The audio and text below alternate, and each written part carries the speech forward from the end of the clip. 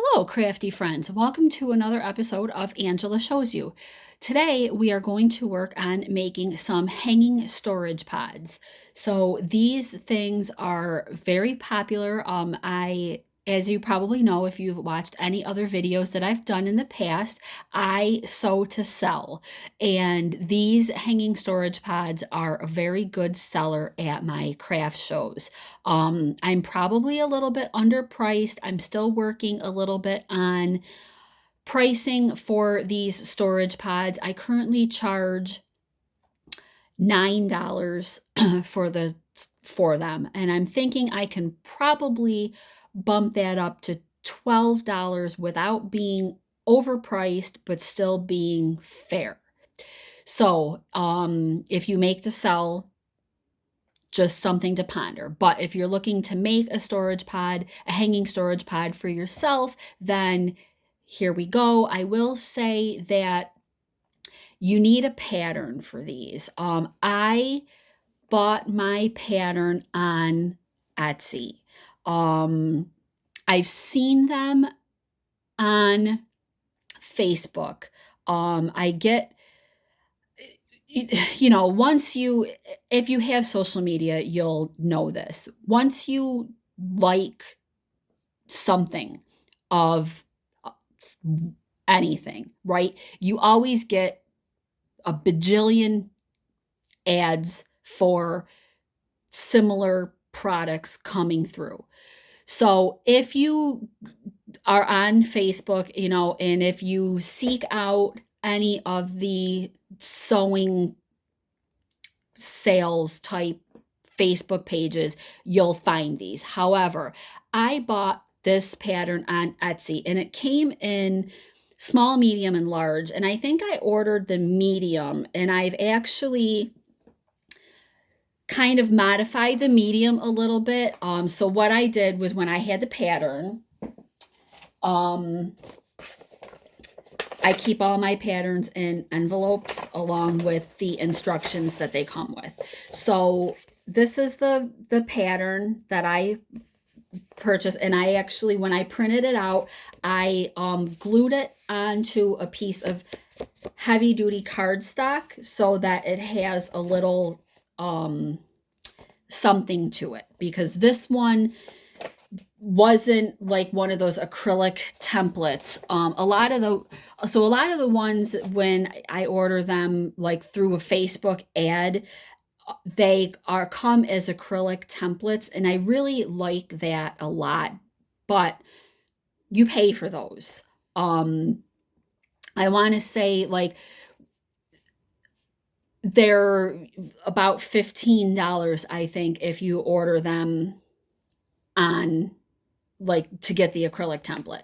So when I bought this on Etsy, I think this one that I bought was probably like $3 or $4. So I mean, I guess, it's kind of up to the purchaser, if you want to spend the extra and have the acrylic template, or do you want to just print it out and either attach it, or I mean, it's yours. Once you buy it, you can print it off however many times you want. But I did find that gluing it onto a piece of cardstock worked really well. And then actually, what I do a lot of times is I'll take this and I'll cut it out, and then I just take once I cut one out, then I use this as my pattern to cut more of them out. So I don't even use this all that often. So this says Bonita Richer on it. So I don't know, like, if you're on Etsy, if you search for her, BonitaRichter, Bonita Richer. But she did include instructions. However, I watched a YouTube video to make these, because I do better like watching something being made than I actually do following a written instruction. So if you are the same way, then, and this is what it looks like when it's done. So what I actually did, I started to say, is when I printed out the pattern, what I mean by modifying it is, this is the hanging loop. So when I had this on my fabric, all I did was I just kind of extended it out. The first couple times I actually used a ruler, and I kind of traced it, and I just used the lines on the ruler, and I traced it out a little bit, making sure that I kept everything an equal distance away from the pattern, the template. So I just put it on my fabric, and then I cut like here, for example, and I did that all the way around. It got a little bit tricky getting into these corners because you have to make sure if you're doing that, because you cut on the fold. So you just have to make sure, oh, it's this side that goes on the fold. This side goes on the fold. So you have to make sure that you leave yourself room on the fabric at the bottom as well, so that you can extend out your notches just a little bit more. But that's what I did. So you do need a pattern in order to do this. It would be too hard to try and explain, because you start off and it kind of dips down and then follows along. So it would be hard to say, like you're going to cut it, like this size, because it's not a square. It has that dip in it. So I found on a fat quarter, I can get 2 of these baskets off of a fat quarter with very little left over. So this is an excellent use of a fat quarter. And I think that's why I have a little bit of a trouble with the pricing, is because I'm getting 2 on a fat quarter. And a lot of times when I'm considering my pricing, I base my price off of the fat quarter or the yard of fabric. However, that's just something that I struggle with. Is it shouldn't matter that much, because there is, time, there's work involved in doing these, and you're not only using, so you need 2 fat quarters. Well, if you wanted the exterior and the interior to be the same, then you would get 1 off of a fat quarter. But I actually kind of like to use coordinating fabrics. So you need 2 fat quarters, and then you would get 2 complete ones out. Plus you need some sort of a lightweight interfacing. So this is a lightweight. I used the Pellon brand. I really like that one. And this was an iron-on interfacing. And it is lightweight, because you want it to be flexible, so it's not super stiff. So I cut it out, and then while it's still flat, I ironed on the interfacing, and then you just cut around what is not needed. So I already went ahead and I sewed. So this is going to be the exterior. You're only going to sew your interfacing onto the exterior. You're not going to sew it onto the interior too. So this is going to be the exterior. I thought this was super cute fabric. And then this is going to be the interior. And this was like a whole line. So I know that these, like they're coordinated colors wise, because they came in a fat quarter kit that I purchased online. So when you have your material cut out and it's flat, then what you're going to do is, I sewed this one, and then I was like, I shouldn't have done that, because now it'd be a little bit harder to demonstrate. But when it's flat out, you'll take it and you'll fold it in half, and it'll look like this. You're going to sew right sides together, and you're going to sew along your edges. So I've done that already on the exterior piece. I sewed my edges, and then these here are going to be the boxed corners, so that way you have like a basket, you have a bottom. So it's kind of like a squarish bottom. So you'll see as we, I'm going to show you. So with the right sides together, what we're going to do is we're going to take it to our sewing machine, and I already sewed the bottom of this one. So so the exterior, you're going to sew straight along the side and the bottom. For the interior piece, you're going to sew all the way across the bottom, but on the long piece, you want to leave yourself a turn gap. So, and I'm using roughly a 1/4 inch seam allowance. So we're gonna, don't forget to do your back stitch to lock that in place. So I go down a little bit more than halfway. That way, when the completed project is done and you're looking at it, you don't see the stitched turn seam. So you'll see as we get going, and hopefully if you make one of these, it'll make even more sense when you're doing it. So I'm going to go down, and then okay, so I went down from the top to here, and then that's what's left. So actually, so that's just about, I went down just about halfway. I've got like 2 stitches on the other side of the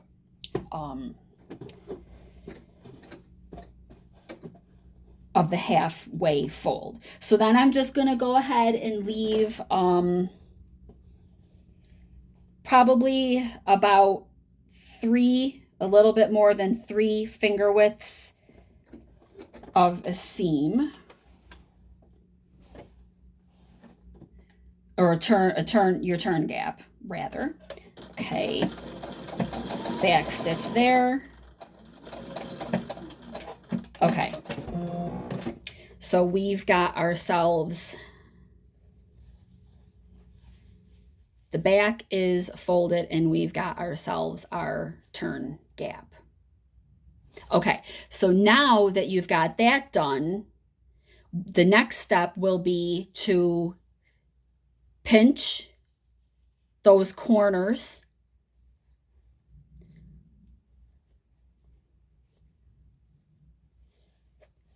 and then what I like to do is tuck one of these seams one way and the other one the other way. And then you're just going to sew that straight across.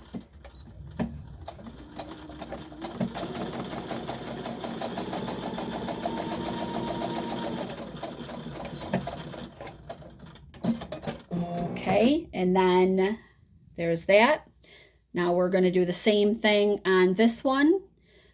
This one doesn't have the 2 seams, because this one was where we cut on that fold. So you're just going to do your best to line it. It kind of naturally goes where it's supposed to. And then we're just going to do the same thing. We're going to sew straight across.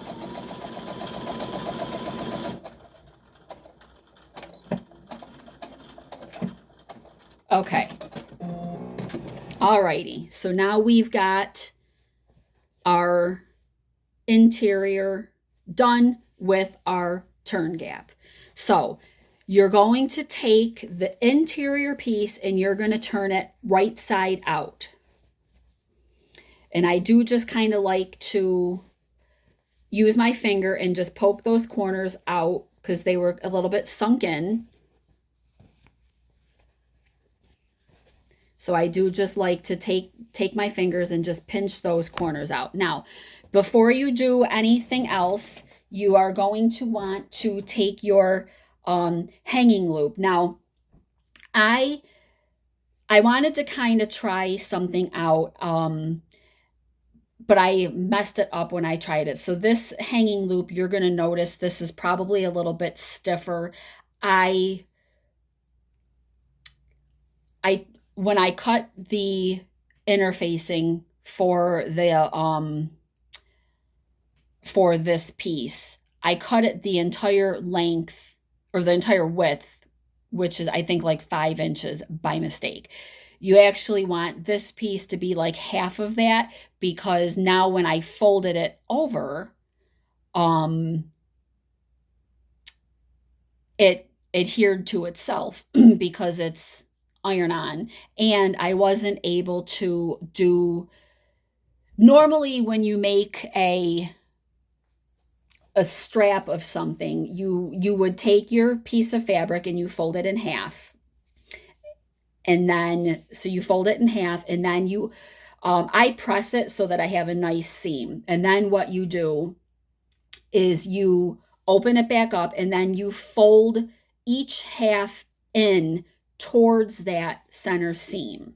So you would fold in, and then you would take the other side and you would fold that one in the same way, and then you take all of that. There's a lot of folding in going on, and then you fold that in half, and then you have nice finished edges. They're not raw edges. So you want that interfacing piece to be that wide so that it's not too thick, and that it gives you that room and the flexibility to do all of that folding in that needs to be done. That was what I just failed to do it. I completely forgot that I needed to do all the folding in. So I actually ended up on this one with a raw edge out. So what I do because I make to sell, is when I make a stupid mistake like this, I tend to mark those down. People still buy them. Most people, unless you're giving it as a gift, but if you're just buying this for yourself, whatever, a lot of people don't care. And it's not that it's really noticeable, but I'm my own critic, and I'm pretty particular because my name goes on these. You're selling them. When you're trying to build a reputation, you strive for a high quality product. But I have found that some people don't care if it's less than perfect. They'll buy it anyway, especially if it's something that they're keeping for themselves. Sometimes I keep my mistakes for myself, or I give them to my mom.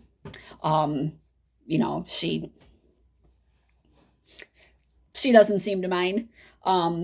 So what you're going to do is, on your interior piece, you can do this either way. You want the interior piece to be right side in, but you're going to sew this into it. You can turn it right side out if you want to. Just make sure when you're finished sewing the handle strap on that you turn it back.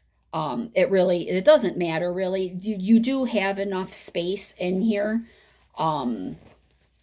to do this right side out, because it's got, this is the front, and the back, you've got enough space. So what you're going to do is flatten it just a little bit, and then what you're going to take your strap, and you're going to kind of put it up here, and I will pin this in place. So I actually want to make sure that I have that raw, because this one's got that raw edge. I'm going to make sure that the raw edge is pointed in towards the center, because it'll be less noticeable. So then what you're going to do is you're just going to take that and you're going to, because you want to make like a loop because this hangs up. So you're just going to take it and you're going to line it up a little bit on the other side of the rear seam. I use the rear seam as kind of my guide.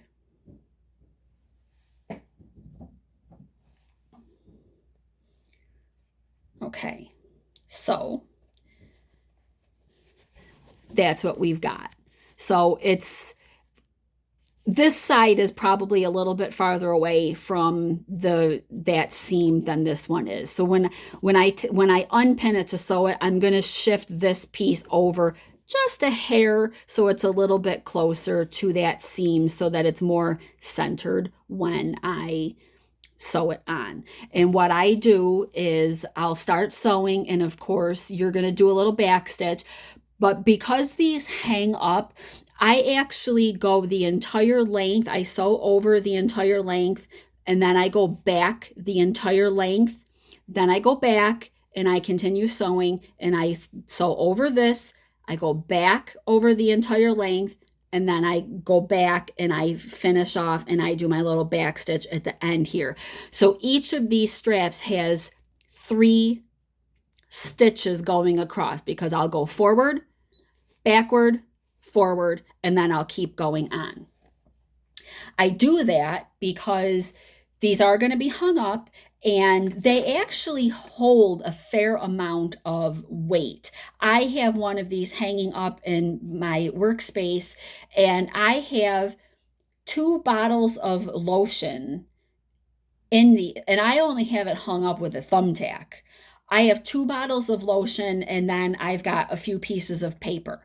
But the 2 bottles of lotion, the bottles of lotion are like 5 or 6 ounces each. One of them might be 8. I'm not sure. So, I mean, and, I could put more stuff in there, but I do only have it hung up by a thumbtack. So if I had it hung up by something else, though, they're big enough. You can put a decent amount of stuff in these. So I want that strap. That's why I go back and forth over it to really secure it in there, because I really want it secured. And then it's going to have another stitch also, because when you sew the lining, it's going to have another stitch over it. So it's not coming out. And that's my goal. Because I sell these, I don't want it to fall apart on the person who purchases it. So I'm going to, I put my pins. I should have put the pin in so that the head was up here, not down here, because now it's harder to pull out. So I'm going to stitch that on.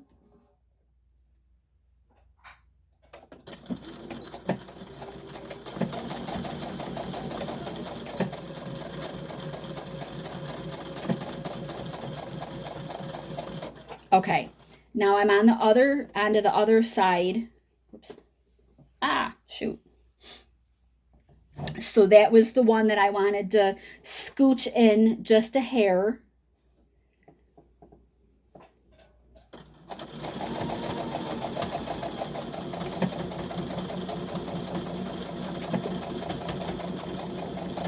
Okay. So there we go. Probably easier to tell on this side. So I went over each one 3 times.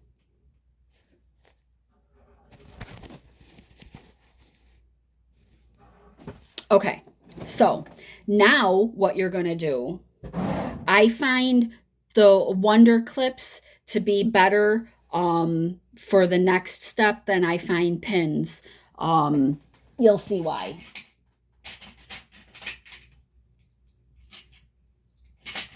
Okay, so what you're going to do is you've got your exterior is right side in, your interior is right side out. You got your turning gap here. So you're going to stick the lining piece, the interior piece, inside the exterior piece. And then you're going to just, I start with the 2 rear seams, and you're going to just line it. So this rear seam, when I sewed it, this stitch, that seam, when I sewed the straps on that seam went this way. So my interior seam, I want facing this way. Nope, I'm sorry, this way. That way it's flat, because this one's facing that way. So I'll do the interior one facing this way. I find that it's a little bit flatter and it reduces the bulk a little bit. That's why I do it that way. If you don't, that's fine. It's just, I do it just to reduce the bulk a little bit. So then you're just going to line up your edges, and I'm just going to clip kind of randomly all the way around. And sometimes you might need to kind of tuck in that, you might have to play with it a little bit, but you're going to just kind of tuck that interior piece in. And I'm just going to clip all the way around.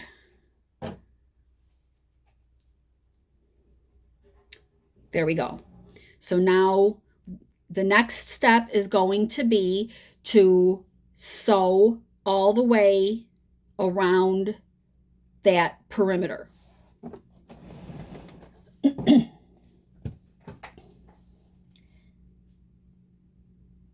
So I tend to just start at the top where the hanging straps are. And you want to take your time a little bit, because you do have those bends, those curves in there. So you want to follow those curves a little bit, just to give it that nice shape when it's done. So you'll want to, take your time a little bit doing this step.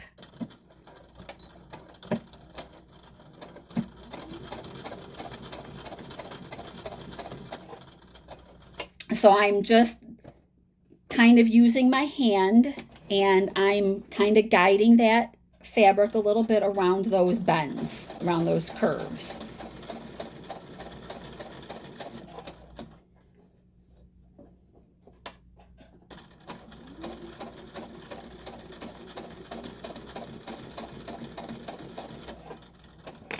And you'll have to, kind of play with it and move it around a little bit, because it's like circular. So you have to stop and move it around a little bit every once in a while.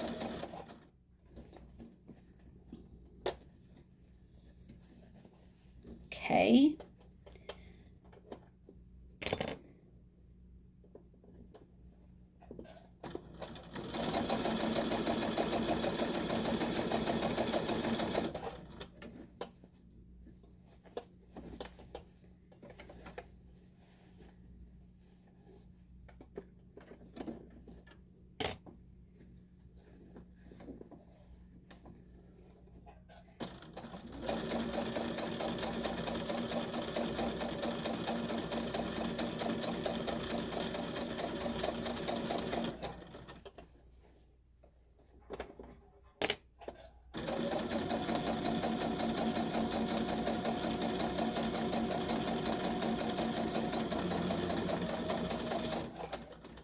Now we're getting back to our starting line.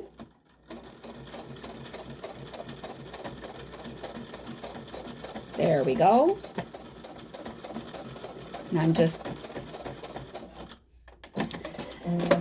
maybe a little obsessive about those hanging straps, but there we go. So now what you're going to do is pull your inside, and then you're going to just take it, push everything through that turning hole, turning gap,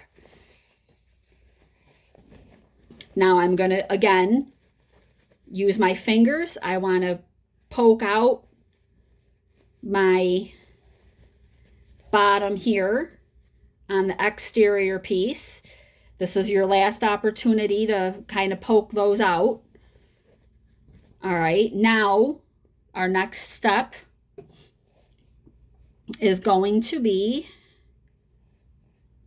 we want to sew closed our open gap. So you want to just fold those pieces of fabric back into themselves.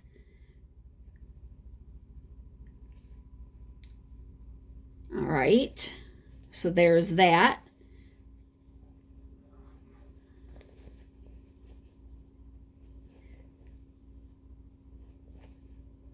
All right.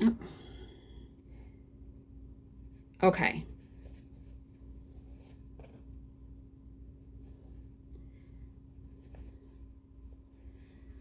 All right, so then we're just going to give that a little bit of, well, not a little bit, we're going to stitch that closed. So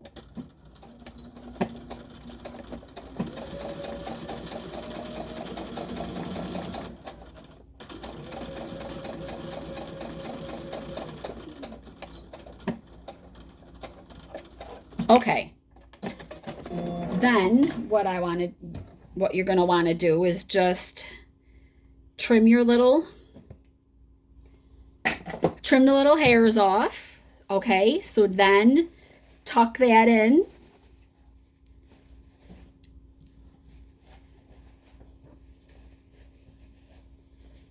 There we go, see?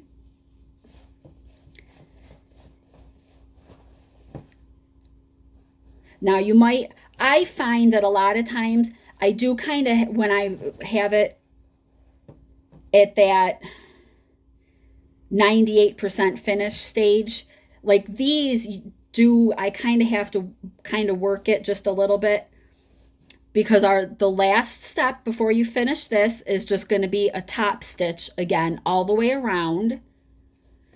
So I tend to clip again because I don't want the interior piece to poke out over the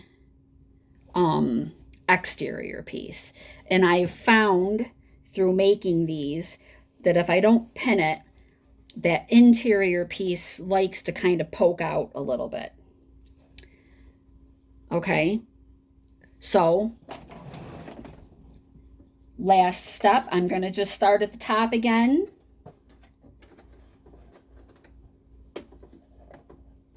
And on this one, you can go as close to the edge if you want. I continue to kind of keep that 1/4 inch seam allowance working. But if you want it closer, or if you want it a little bit farther in,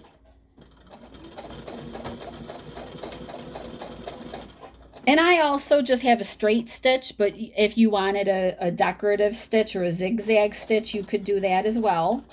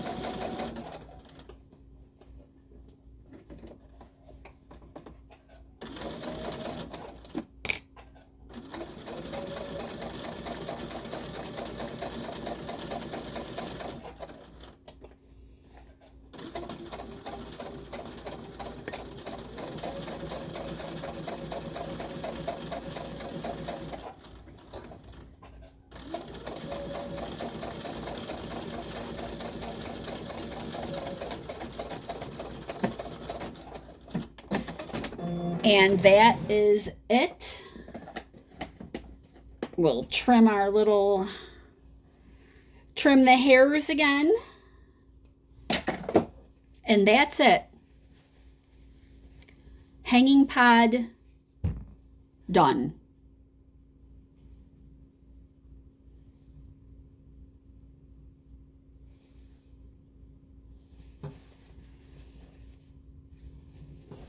Very practical. You know, and so that was what I meant about the there goes my ruler. From this direction, you really can't see too much. The turn gap starts down here, but when you're just looking at it straight on, it's not quite as noticeable as if you had it up more towards the top of the pod. So that's why I kind of do it down a little bit. So I hope that you like this. These are, like I said, these are very practical. I sell quite a few of them at craft shows. I've actually even had people that buy like 2 or 3 of them. Some people tell me what they're going to use them for. Most people don't. But I've had quite a few people tell me, you know, that like they might want to hang it up maybe like in their bathroom, and they're going to put, you know, just little hand soaps in them, or, you know, other toiletries.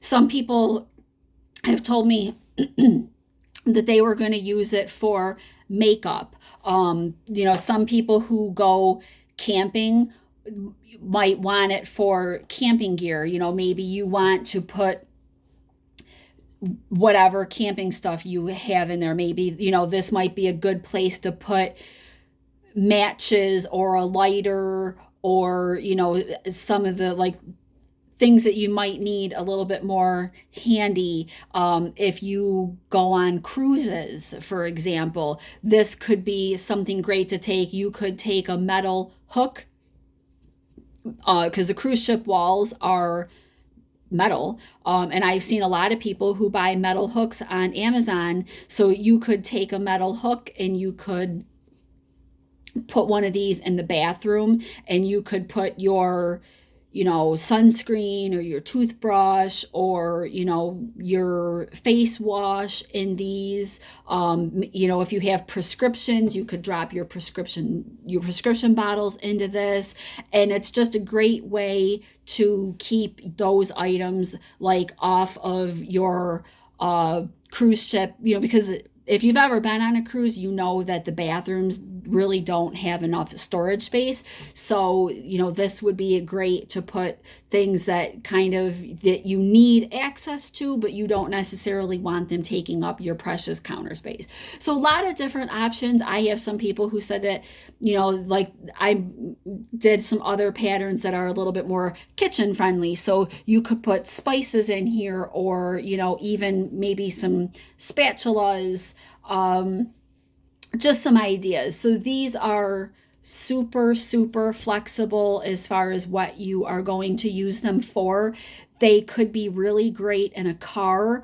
You know, especially if you have kids, you could put some crayons in here. So, you know, maybe some of the smaller coloring pages, you know, they have the like kind of the little mini books. So you could put crayons in here, or colored pencils, some coloring pages, or just some blank paper. And then when you're on a road trip, the kids have something that they can grab and keep themselves occupied. As far as the hook goes, you know, you could hang these up in the car. I've seen some people, you know, they've got hooks that go around like the headrest, so you could put this on over the headrest and point it towards the back. If your kid, you know, if the kids are a little bit older, you could hang it on the garment hook that's in the back of the car, and then they can always just grab it down and, you know, whatever it is that they want to put in here. If you're going on road trips and you have older kids, they could put their phone charger in here, or if they have an iPod or anything like that, you know, they could put their phone charger in here, their iPod, even their phone. So many different options of things that this little storage pod is useful for. So I hope that you like this. I hope that you will give this episode a thumbs up. If you make it, I would love to hear your thoughts on it. Like I said, I bought the pattern on Etsy. It was only a few dollars. So go ahead and just, you know, if you have Etsy or whatever it is, I think that you might even be able to get some patterns like this on Amazon. You might find them on Pinterest also that you can print off. So print off the pattern and make it. And I hope that you'll leave a comment and let me know if you make it and how you thought that it went. Once you make a couple of them, they go pretty quickly. I can knock these out in about 20-ish minutes a piece. And that's, you know, like cutting it and sewing it. So they do come together pretty quickly. So I hope that you found this video tutorial helpful. I hope that you'll give it a thumbs up, and please subscribe to Angela Shows You if you haven't already. Till the next time, happy crafting.